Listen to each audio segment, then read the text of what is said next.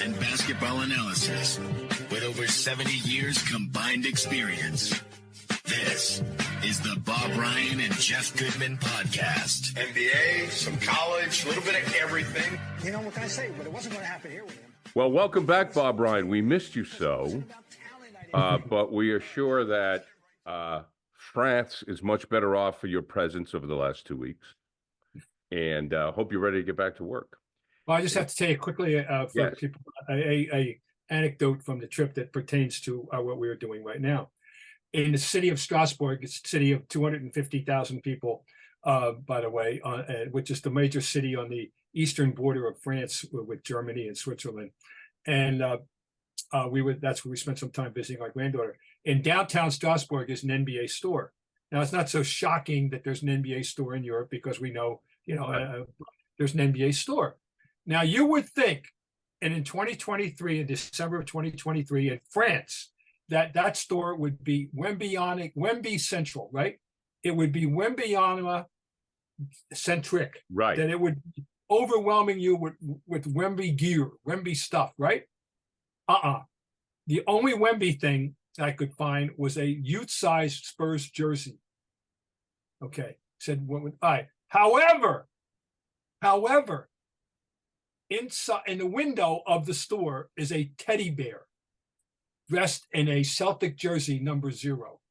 Inside the store is a larger, I forget what it is, a mannequin with number 0. He is the featured person, Jayson Tatum, and the Celtics are the featured team, not the Wemby team, which I just found fascinating. And in fact, I even had to ask the guy. I didn't see anything for I didn't even see the Spurs jerseys at first. Right. And he took me to the back of the room, and held up the pint-sized jersey, youth size, and that was the only Wembanyama. I couldn't believe it. Yeah, but that's the Celtics were well featured. All right, so there we go. Well, no, but the Celtics, the Celtics, the Canadians, the Cowboys, the Yankees. I mean, those always national. Yeah. Right. It's just fascinating. But I just fascinating. Can't believe that they're not pushing Wemby in the NBA store in Strasbourg. That's all. Right, or Golden State or Steph, but the fact that it's Tatum is cool. And we are brought to you by what's that? There we go. There we go. We are brought to you by FanDuel, the exclusive wagering partner of the CLNS Media Networks. Score this NFL season with FanDuel, America's #1 sportsbook right now. New customers get $150 in bonus bets with any winning $5 money line bet. All right, let's get to the Celtics. You've caught up with them. Gary Washburn, your colleague, and someone who has followed in your footsteps at the Boston Globe, who I think, by the way, is one of the most underrated NBA writers working today. I just want to say because he's not loud. He's not a guy that brings a lot of attention to himself, but I think he's outstanding. And I thought he wrote a terrific article this weekend when he made the point, Bob, that the Celtics last year were 20-5, and this year they're 20-5. We'll get to the undefeated at home in a minute, but boy, how these two teams are totally different. Well, I read that with great interest, and I have great respect for Gary, and I agreed with him to about 80%. Okay. I'm not sold 100% yet that they've conquered this, whatever you call lassitude, this sloppiness. Even last night, it was so fun. Yesterday afternoon, I should say, it was. If you recall, they were up by. Talking about the win over Orlando. They went up by 15 late in the half. Right. And immediately had 2 egregiously sloppy turnovers. One was on a handoff. One was on a pick steal. And when they could have gone up by 19, it was 11. And later on, they got a little sloppy, went down to 6, and then that's when Brown took over the game when it got down to 6. By the way. Okay. Point being. I was yelling at the screen with those 2 turnovers. No, not this again. I do have a fixation about how you finish the half, the quarter. Right. I admit that's one of my little good basketball pet peeves. You got to finish it. And I just, oh, God, please do not give me. Honest to God, I felt like I would have called, and it was something earlier in the game that I would have called timeout to say, hey, boys, they were up, they had been cruising, going great. Then they got sloppy for a couple of possessions. I would have called timeout. That's me, and said, boys, cut the crap. don't get sloppy. You got this lead for a reason. Don't think game's over. And definitely don't. I really, really like what Orlando was doing. As if I were an Orlando fan, that's a growth stock, that team, I think. And so I got respect for them and the way they're being handled. They're approaching their job.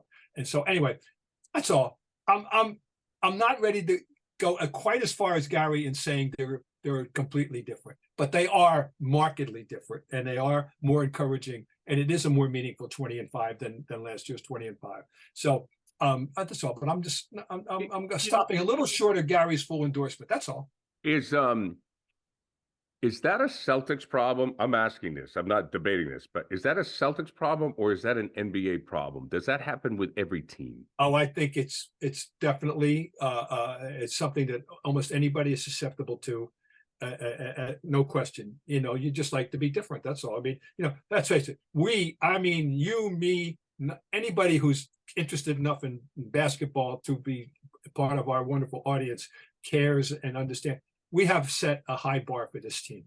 They have put themselves in a position that the way that this team has evolved in the last in what we're going to call the Brown Tatum era, Tatum Brown era. This is what we did. We're in a historical era. The Celtics, they can be easily broken down into very discernible eras with certain players as the marquee, going back to 1946 for God's sake. But certainly since Cousy showed up in 50, okay, and this is the Brown Tatum era.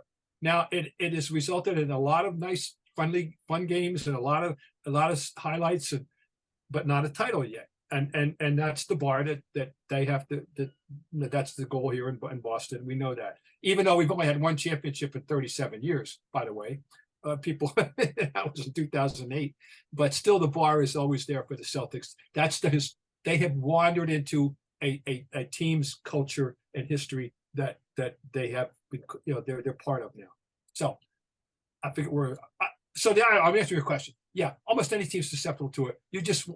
This team is so good and at its best. They are so talented and capable of such greatness that we just don't want to see them susceptible to that. That's all. Okay. Were you a columnist? You were a columnist, I believe, in '86 when they lost one game at home, correct? No, I took the torch from Dan. I was the beat man. But you were beat man in '86. Dan Shaughnessy, the chain of events began in January of 1986. Peter Gammons left the Globe to go back to Sports Illustrated. He had been there once before.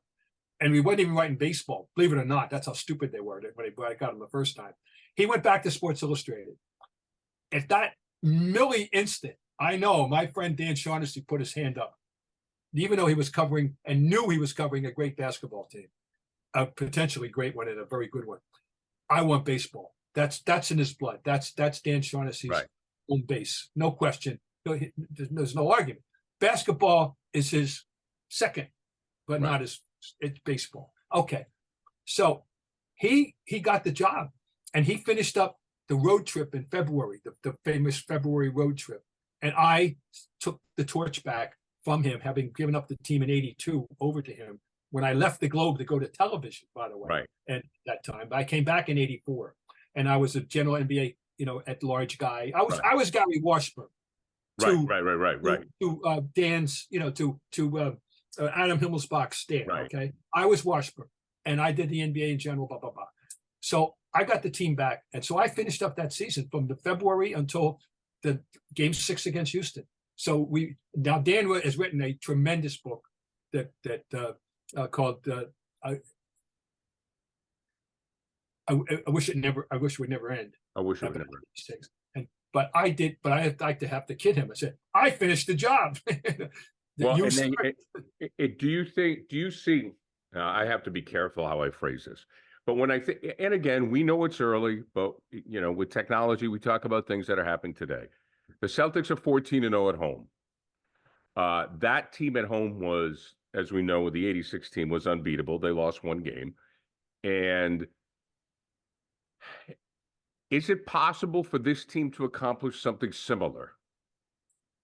I find it hard to believe because I have such an exalted opinion of the '85-'86 team, which, by the way, technically speaking, was 37-1 here and 3-0 in Hartford, just so people know. In those days, they had 3 games. Right. They were 37, and that loss was against to Portland in this early December, and they were down and they came back and they took the lead for one possession in that game, and then Portland stormed back and beat them. The Flying Burrito Brothers, as Dan called them. It was Jerome Kersey and the guard, I forget, it'll come to me. But anyway, that was the Portland team that beat them. They beat them in early December. And their second, when they got into gear, they hit high gear in January and never took the foot off the pedal after that. And it was a home game against the Lakers in which Walton came off the bench and blocked the Kareem shot, and the place went crazy. And Larry hit us from 3 threes, and they won their last, I think it was 13, the last 15 home games by an average of 13 points, and that's a lot. So they that team, that's a high bar to say that they're going to go undefeated at home.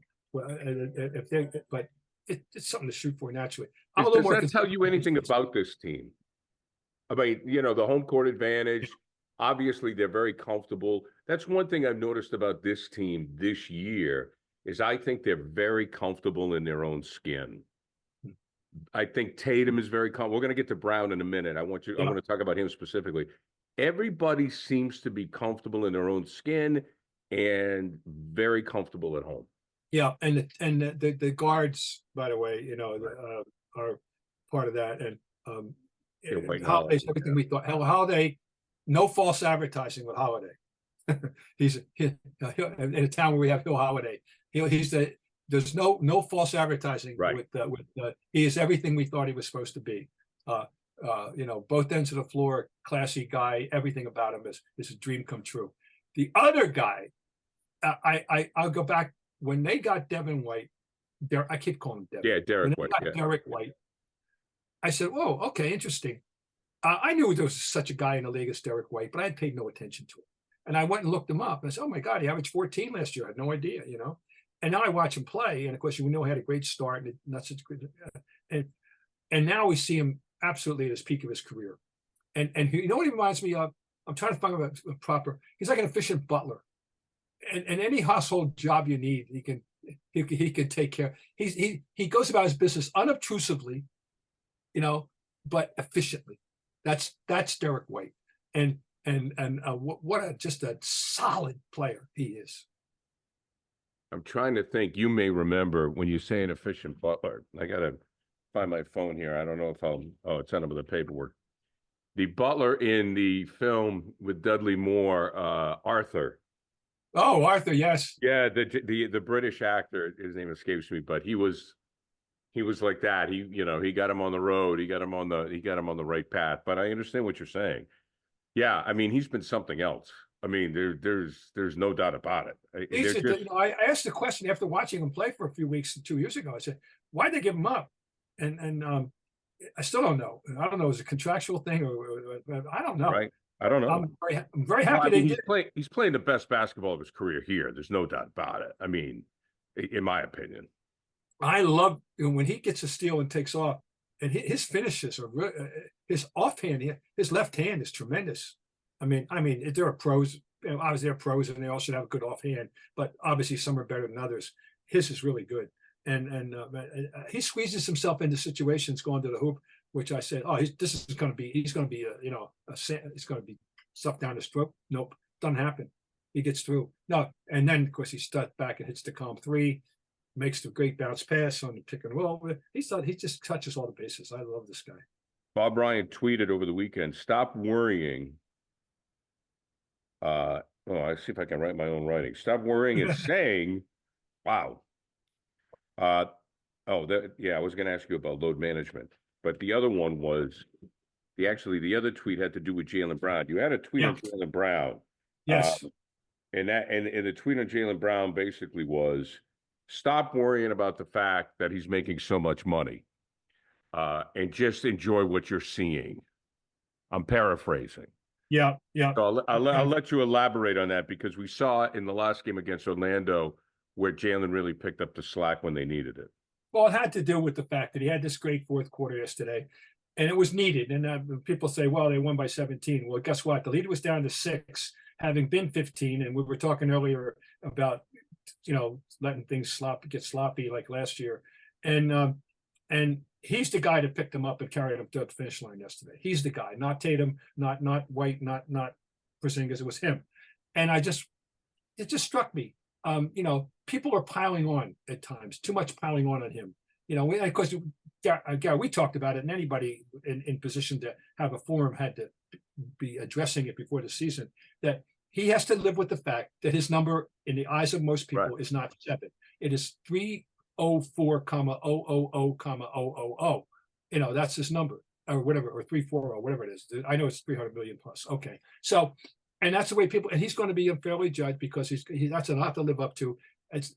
What's he supposed to do? Turn down the money? He's a creature of circumstance. He will not be the highest paid player next year, but he is this year. And that's the way it works in sports now. Timing is everything in that regard. So, but people are, and yes, I'm right there. He was terrible in the playoffs last year at times, and his ball handling was awful, and his judgments and dribbling into traffic. He's improved it somewhat, not 100%, but he's improved it somewhat. But all I wanted to make a point is that guy carried him yesterday, and he's damn good. He may not be perfect. No, he's not. He's still got something to work on, but he's awful good. And let's just give him credit for that. And I think, on a day when, frankly, he picked him up and carried him across the finish line, he deserves credit. That's all. I just want to, I know the haters, not haters, but the naysayers are out there, and people, and I really do blame talk shows and the mentality that evolved over the last 30 years in American sports fandom, that everything is so championship centric. You got, and when you play in 82 games, you want them to be enjoyable games, right? And this team has given us a highly enjoyable season, as have many other Celtic teams over the years. And this guy's an integral part of it. And let's just lay off. I appreciate what he is, and I know it's hard for people to get past the money. I understand that, but you got to do it. What I appreciate about his game this year, as opposed to last year, is he seems to be playing freer. To me, he's just letting it happen. Where to me, Jaylen Brown, the issue he had last year is I thought it was a little bit psychological. I thought it was psychological, to be honest with you, because I think he's had a very hard time figuring out who he is because of what you're talking about. He's a top 3 pick. He's compared to Tatum. He feels he has to be as good as Tatum. All of these things. We're still talking about guys that are in their 20s. We're still talking about kids. So to me, when Jaylen went through the slump, he was trying to figure out who the hell he is. Like, what is he, right? Yeah. This year, I think he knows who he is. Well, yes, he's flawed with the ball handling, but when Jaylen Brown plays his ass off, I'm good. And this year, he is playing free. To me, he is playing with, I should say over the last 3 or 4 weeks, he's playing free. He's not worrying about things, and he's just playing. My old colleague, Donnie Marshall, at Comcast Sportsnet, used to just say to me, and sometimes I'd say, he'd go, just play basketball. I go, yeah, that's kind of a general topic. And then he just said to me, he goes, no, Gary, forget about the lights, forget about the money. Just pretend you're on the playground when you were 18 and just go play basketball. He said, when guys do that, that's when they're at their best. And looks like to me, that's what Jaylen Brown is doing right now. And you saw it against Orlando. It was like, he's just free. And that's why I really I've enjoyed his game over the last month. I'll tell you somebody who embodies that right now at age 21 or whatever he is, Paolo Banchero. He is a basketball player, capital B, capital P. He understands how to play this game at a young age with a range of skill. This is the 10-year all-star. This is a first team all-league potential. This is a perennial. This guy can really play. We'll talk about and it makes the game, I won't say look easy, but reasonable somehow. He just knows how to play, and the matchup with he and Tatum was fascinating. And also I thought that Scal, who by the way, Brian Scalabrine, is an underrated commentator. I enjoy his approach to the game, and he made a great point about watching how see if Banchero would bounce back after a subpar performance on Friday night, how he would play in the bounce back game. And of course, he we saw how he would play. He kept them in the game by himself the whole day, until fourth quarter. But he was terrific. I'll give you an example A. I learned that one if I needed 10 years into my career. We had a guy named Larry Bird. You may remember him. I do. And we were on a road trip in San Francisco, and he had the worst game at that point in his young career, in his rookie year. The worst game, I called it 8 bricks in a block. He was like 1 for 9. He did have 14 rebounds, which tell you, he always helped you to win in some way. But that was on Friday night. He had 8 bricks in a block and a terrible game. Now we get to Portland on Sunday, and I'm wondering, how's Larry going to come out? Hits his first 6, going for 33. Right. And that is exactly what Scal. I thought about that immediately when Scal brought up the Boncaro question yesterday. Boncaro answered the question the way Larry. So it was a great point that he made, and that's a point that an athlete, commentator, that's what we're paying him to bring those kind of insights, and I think Scal provides those kind of insights quite frequently. Well, Scal, as we know, over time, Scal will be appreciated, but he's following a legend. That's the tough. Oh yeah, well, beloved Tommy and Tommy. Yeah, Tommy had established.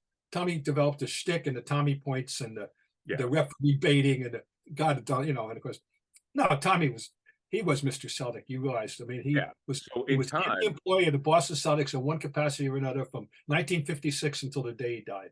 And no doubt, if anybody earned the title Mr. Celtic, it was Tommy Heinsohn. Yeah, and over time, but just as time goes by, people will learn to appreciate Scal, just as you said. Score early this NFL season with FanDuel, America's #1 sports book. Right now, new customers get $150 in bonus bets with any winning $5 money bet. That's $150 if your team wins. If you've been thinking about joining FanDuel, there's no better time to get in on the action, NFL. The app is so easy to use. There's a wide range of betting options, including you got spreads, you got your player props, you got over-unders, and more. So visit FanDuel.com/Boston and kick off the NFL season. FanDuel, official partner of the NFL. Okay, let's talk about some platooning here. Between Tatum and Porzingis, your thoughts on this, because we're talking about load management, Bob. And the commissioner had some thoughts on this that I'll get to in a minute. But, with Porzingis, you want to take care of this guy, and obviously they're a different team with him, on back-to-back nights. Do you say, Porzingis, you're going one game, Tatum, you go the other? This is what they're going to have to figure out. I mean, it's a fascinating thing. I mean, with Horford, we understand why at age 37 it's advisable. I'm disappointed that at age he is mid-20s. He's older than people realize. I know he's been around, but still, at his age, you got to do it. But he is fragile, and when people talk about the final potential of this team, the potential, the championship potential of this team, it's got to include Porzingis being available when they need him most. And his history is that you can't count on that. We cannot count on that yet. And so it's a tough decision. A very, very tough decision. And so I wish it weren't the case. I wish all we had to worry about was Horford, and that would make sense, but this is why we're paying, Brad and Joe the big money, figure it out. I don't know. I don't have the answer. I'm going to sit back and watch and see how it plays out. I think it's something you're going to have to. They got to manage it. Yeah, they do. And it's a shame that it's an issue because of Porzingis is still relatively young age. Well, he's fun to watch. I mean, let's face it, Bob. I mean, you have been very clear about how you've changed your tune to Porzingis. When the Celtics have Porzingis, it's a fun game. I mean, it's inside, it's outside, it's threes, it's block shot. I mean, he's got versatility. How about that dunk yesterday on that when he ran up over 2 guys and he can do stuff. He's a threat there. That was the biggest threat offensive thing that Robert Williams could do, and we know he's forgotten now. And by the way, he's hurt, and I so bad. I want this kid to have a career. Robert Williams III, but the stuff that he did, they're making up for it, and Porzingis has helped them in a lot of ways. My vision of him was completely wrong, and I'm so happy to confess to that. I'm so pleased to be proven that my initial reaction was totally wrong. Adam Silver, who right now has a lot of credibility because of the success of the in-season tournament, has commented on load management, and the league has paraphrased, if you will, that there is no data that supports that load management prevents injuries. As a matter of fact, there's some theories that by sitting a player too much may lead to injury. I do think that the in-season tournament was great because it prevented teams from falling back on load management. And the league has obviously taken a stand where, like, look, people are paying good money to see these games. Guys are going to play. But what's your theory on what Silver is saying about the load management data? Well, if I'm not mistaken, and I'm not the expert on this topic with him, this is a bit of revisionist history, is it not? That he is now saying that the data doesn't exist, data doesn't exist, when I got the implication when they, that it did. So this is why I'm a little bit confused. And happy though that he's leaning now in the side of making these teams play these guys, and so I'm totally on board with the idea. But so how he arrived at this conclusion, I'm a little bit curious. That's all. Money about the money, Bob. It's right. always Oh money. yeah, of course. Oh, why that?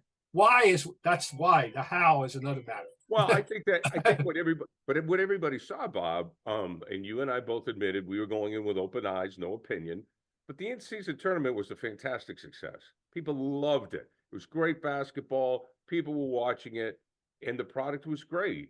And the reality is, when you pay for season tickets, and this is, I think, what Silver has learned in doing a 180, whatever, they've come to this conclusion. Bob Ryan pays for his season tickets. The guy's got to play. Yeah. You know what I mean? I mean, it's still commerce. This is still a business. The NBA fan is the customer. Bob Ryan goes to the game. He's paid very good money, hundreds of dollars to see these guys. Oh, yeah. They expect to see the player. It's just like, I mean, I mean, on occasion on Broadway, you'll go to see the star and the star's out because he's sick. Okay, that's one thing. But like, if you went to see, Les Mis, and Jean Valjean said, I don't feel like playing tonight, people be pissed. No question. I mean, if you think about it, this is legit. This is the way it should be done for the customer. Well, you and I and people older than us grew up, it wasn't even a remote issue.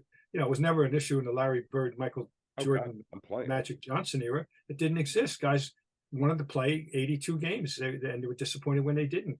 And it wasn't even a remote thought.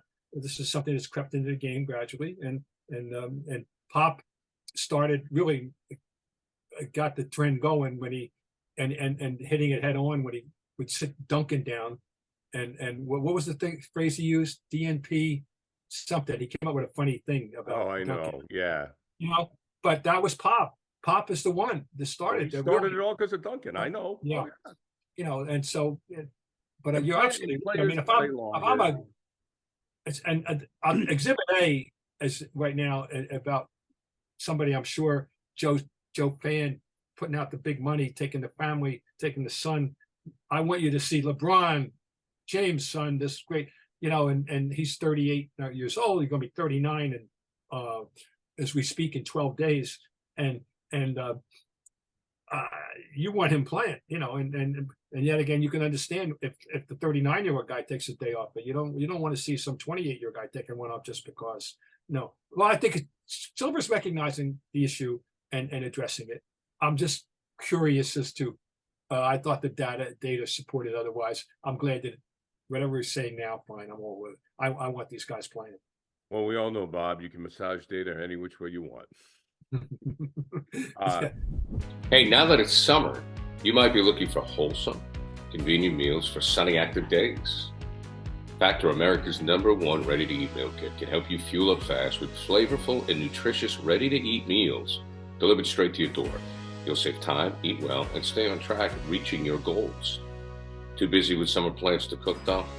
Well, make sure you remain on course and eating well. With Factor, you can skip the grocery store and skip the chopping, prepping, and cleaning up too, while still getting the flavor and nutritional quality you need. Factor's fresh, never frozen meals are ready in just 2 minutes. All you have to do is heat and enjoy, then get back outside and soak up this warm weather. Elevate eating at home with our new upscale Surf and Turf. It's Surf and Surf meal options like roasted garlic filet mignon and shrimp, and Cajun spiced shrimp and salmon. And also budget-wise, it's very good too. Cut back on takeout, get Factor instead. Factor is not only cheaper than takeout, but the meal's already faster than restaurant delivery in just 2 minutes. So head to factormeals.com/scribe50 and use your code SCRIBE50 to get 50% off your first box. That's code SCRIBE50 at factormeals.com/scribe50 to get 50% off your first box. Now, Draymond Green, a very disturbing, very disturbing. Very disturbing. I mean, he's at least gone for the year. Now they're talking about maybe trading him to Dallas. I mean, this is a guy that needs therapy, I think. Well, suddenly this is a big step to go from where they were managing a high-headed, recalcitrant, emotionally fueled player into actually openly hinting about a mental issue. Stability, yeah, there's something off. When you use that loaded phrase, the help somebody needs, that means one thing. There's a mental that they're mentally, sure. I won't say ill, but hurting and whatever. And that's a whole other a new range. And that's somewhere where if he's agreeing to this, that's very, I'm I mean, but it was crazy, Bob. I mean, it was almost like, Kermit Washington, Rudy Tomjanovich was a little more deliberate, but it was that was a freak of nature accident that everything went wrong. I mean, we can talk, but it came down to Kermit Washington was it was a freaky thing. He didn't know who was coming up behind him, and the punch was the perfect punch. It hit a big strong guy, hit the Rudy in the face at the right place to cave in almost the whole face. Right. It could have just broken his nose or his jaw, right. But he inflicted very serious damage in a very freaky way. Anyway, that's a whole other story. Draymond, and he's been indulged there. Now everybody's going to start saying, I think, and I agree, he's indulged there too long. One reason was they really believed they needed him. They needed what he brought to win 4 titles. So they got 4 titles out of him. Although they could have been a 5th if he hadn't got himself suspended in the game. Right. No, and suspended for a crucial time of the series against Cleveland. So it's an interesting story, but I have limited sympathy for him. I mean, right. But if he is truly mentally ill, that's a whole other matter. But boy, this is a new dimension that we hadn't entered into with him before. Well, it's something's off. I mean, I don't mean to play Zoom psychologist, but I saw that play, and when everybody saw the play in there, we were like, whoa, like, okay, this is more than just Draymond being Draymond. This is out of hand. Then he tried to say, "Oh, I didn't mean to do it," or I was just complaining about the foul. Come on, we all saw it. No, Draymond, that doesn't come. So, but I don't know. I'm going to test your memory. Has anybody ever been suspended indefinitely? What was the outcomes out of Malice at the Palace? I'm trying to remember what the outcomes were there. They weren't, but they eventually got games. I mean, there was they eventually got games, and there was a hearing. But when you say indefinitely, to me, that means we're stepping back. We're going to take a long, hard look at this picture. Like, I don't think it's just going to be a hearing, is what I'm saying. Yeah, no. Well, he's big. No, it's not good. Well, yeah, it's because if you just step back, the things he does bring to the table in a basketball sense, we're very good. And terrific. I like this guy at Michigan State, and I didn't understand how he could beat a 35th pick in the draft to start with, which is what he was, by the way. And when he was worthy, and he proved that was ridiculous. And the next question is, people are actually legitimately talking about him in the Hall of Fame, which I'm stepping short of that, but he'll definitely be nominated, I would think, and although depending on what the outcome of all this is now, he would have been. He was on a path. I'll put it that way. He had been on a path until we got to this particular point. So right. Well, I've always been a fan, and I hope he gets help, and I hope they rectify the situation. The whole thing was just terrible. By the way, as we speak, they're coming off a game in which Curry had his consecutive 3-point shot streak broken in the 280s and had 7 points, and they still won. Interestingly, good sign for them. Yeah. Speaking of Curry, did you see that he is the first player to make 3,500 3-pointers? Oh, well, of course he is the symbol of the shot. Before him, you could argue Reggie Miller, you could argue, but he is the symbol of the shot. Bob, how about these numbers? He did it in 789 games, 511 fewer than Ray Allen. Oh no, he's the man. I mean, he is, and he's the most influential player of the 21st century because he has had an influence on the game right down to the youth level, and that'll never go away. I mean, the three is here to stay, and if it was, and he is the leading practitioner of all time. He is the symbol of it. He's the patron of it. No, that's it. And he's the most influential player of the 21st century. I don't see how anybody can argue otherwise. Well, I know that you're not. Well, I don't want to put words in your mouth, but I don't think you were a fan of the three. You got that right. I think I would do away with it. Bought into it and say it's here, but the 3-pointer from Steph Curry has changed the game in a wonderful way, an exciting way. It's just been good for business. Well, people love it. It's theater. Now, I keep pointing out to people that this is the gimmick of a promoter, Abe Saperstein. Right. And he put it in the American Basketball League in 1961. The league folded in its second year. The Eastern Basketball League, which was then the second best league in the world, adopted it. And then in 1966, the ABA, looking to separate itself from the NBA, was logical for them to pick it up, as well as the red, white, and blue basketball. Right. But they had it. And so you go. But it was the gimmick of a promoter. And we didn't need it. The game didn't need it. No one was. I mean, I'm old enough. There was no agitation in 1961 for the three. There was nothing. The game was going along just fine. Everybody, it was what it was. Nobody was agitating, but he put it in the game, and people, for reasons that elude me, but it's like a lot of things in life. Some people like to eat beets. I don't know why that is either. But so I'm fine. But beet salad, yuck. But anyway, with some gorgonzola, Bob, I'm right there, kid. Well, see, agree to disagree, but anyway, people love it. I understand that it's great theater, and nobody is more theatrical with it, with that mouthpiece hanging out, and he keeps expanding his range. I saw one 2 days ago that I swear to God, it was 10 feet past the arc. And, it's amazing. And it's got other people doing it. Trey Young. He shoots it from there. Trey Young. Guys, more and more guys are expanding their range.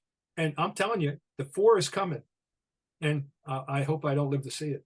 Yeah, I don't know. Yeah, I'm with you on that one. I don't know if we need the 4. A guy that hasn't gotten a lot of Luka down in Dallas, with his 8th 40-point triple-double. He had 40 points, 12 rebounds, and 10 assists. So he passed your guy Cowens, who had 7. And you just think about, I thought about Dave for a minute. 7 40-point triple doubles without a 3. Without 3, that's amazing. No, he's special. He's special. There's no question. But Luka. So Luka's now with Westbrook, Harden, and Oscar. But Oscar and Dave did it without 3s. That's amazing. Yeah, well, Oscar, no 3. Oscar, no, but that's what they did. But no, you can't. And they're winning more this year. Of course, Kyrie's around. He's not around at the moment. He's always always hurt. He's hurt again. Hurt his foot. Right.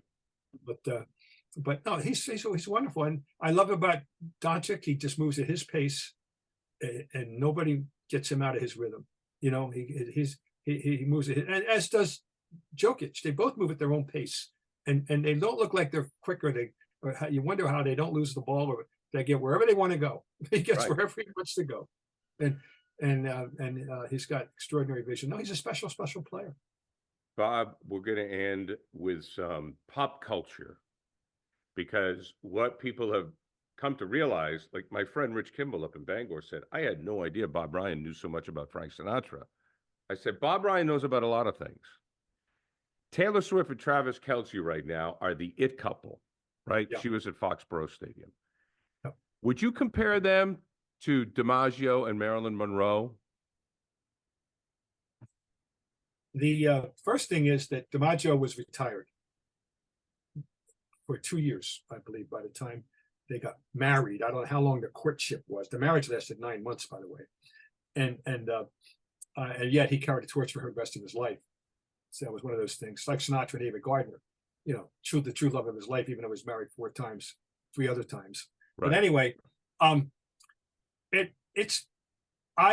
I can't say no, because until the Era tour, because the furor over the tickets and her when she had launched the tour, the Era tour. Oh, it broke the Ticketmaster. The furor over the tickets caught my attention because I was unaware of the scope of her celebrity. Unaware. I could truthfully say that I cannot identify a single Taylor Swift song. I am not up on any contemporary music. You want to talk 20s, 30s, 40s, 50s, 60s, 70s? I'm right there. You want to talk jazz and country, not country, but Broadway and the Great American Songbook and 50s and 60s rock and roll? I am right there. I am not there now. I didn't realize the scope of her celebrity. It's staggering to me how big she is. And I can't say no. It probably is. But but Joe DiMaggio, as Paul Simon was reminded us by sticking him in lyrics and forever and song, that was a little more iconic overall when baseball was the king and Kelce is not the most famous player. If it were Mahomes, maybe I would be more inclined to say yes. Well, Brady's I'm not downplaying her celebrity, but Travis Kelce ain't Joe DiMaggio. That's all. He's not. But I was thinking about this. Brady, because of the way he carried himself and just the way he was perceived and certainly what he did, Brady's the closest thing to DiMaggio, in my opinion. So you had Brady and G obviously was not Marilyn. But like Taylor Swift, she was arguably the most famous model in the world, in English speaking. She is, but Marilyn, but she's not Marilyn. Taylor Swift is Marilyn. Taylor Swift is Marilyn Monroe. She is. Okay. Oh yeah, no. So it's fun. I love. Look, I don't know how real it is or isn't. I think it's fun. Fine. It's so fine with me. It's fine with me. So, is there any? I'll put you on the spot. Is there any other famous sports Hollywood couple you remember? Because I couldn't really think of anybody else. Jane Russell was married to Bob Waterfield, I think, at one point. I think when he was a quarterback for the Rams. Yeah. There was in the vaudeville era. Oh, if we go back to, I'm just telling you, in the vaudeville era, going back to like 1910, 11, 12, somewhere in there was an enormous vaudeville star named Mabel Hite, Hite. And she married Laughing Larry Doyle of the New York Giants, who I would say would be, I don't know, I would give the equivalent of, I'm trying to think of an all-star, a solid all-star, but not a Hall of Famer. But Mabel Hite and Larry Doyle, that was big. And I'm sure when we're done, what's going to happen. You're going to think about Tenable. Yeah, I'm going to be 5 minutes later, but DiMaggio and Marilyn is the gold standard of these unions. There's no question. Bob Ryan's going to make it. One other. Of course, not internationally. One of the most famous ones was Edith Piaf and Marcel Cerdan. Marcel Cerdan was either the welterweight or middleweight champion of the world in the late 40s when his plane went down. And I don't know if they were ever married, but they were a couple. And she, of course, Edith Piaf. Come on. So there's one for you, Marcel Cerdan and Edith Piaf. What was Larry's last name again? Laughing Larry Doyle. I want a T-shirt that says Bob Ryan remembers Laughing Larry Doyle. And Mabel Hite. And I can tell you, we used to talk about this when I was at Channel 5 with my friend and producer, Bobby Clark. He knew about it. You're the best, Bob. Hey, one quickly, Can I have a quick one? Yeah. My best wishes go out to an extraordinary human being, and over and above the fact that he had the greatest career in the history of basketball. Kareem Abdul-Jabbar fell at a concert over the weekend and broke his hip, and is convalescing. And I just wish Kareem the best, because I don't know if people realize what his second life is so extraordinary in so many ways. But this, he puts out a daily thing in the Substack of everything, political commentary to musical selections, and it's one of the most readable things you can find out there. And I wish Kareem the best. But I'm reminded always, and my wife and I kid about this almost every day of our lives at our advanced age, which is the advice that Bill Russell told me to my face, the great advice on aging he got from Red Auerbach. 2 words: don't fall. And how many times you pick up obits, Scar, and read about an elderly person and as a result of a fall. Right. Yeah. And so we kid about this all the time. Kareem fell, and that's a long fall. Think about it.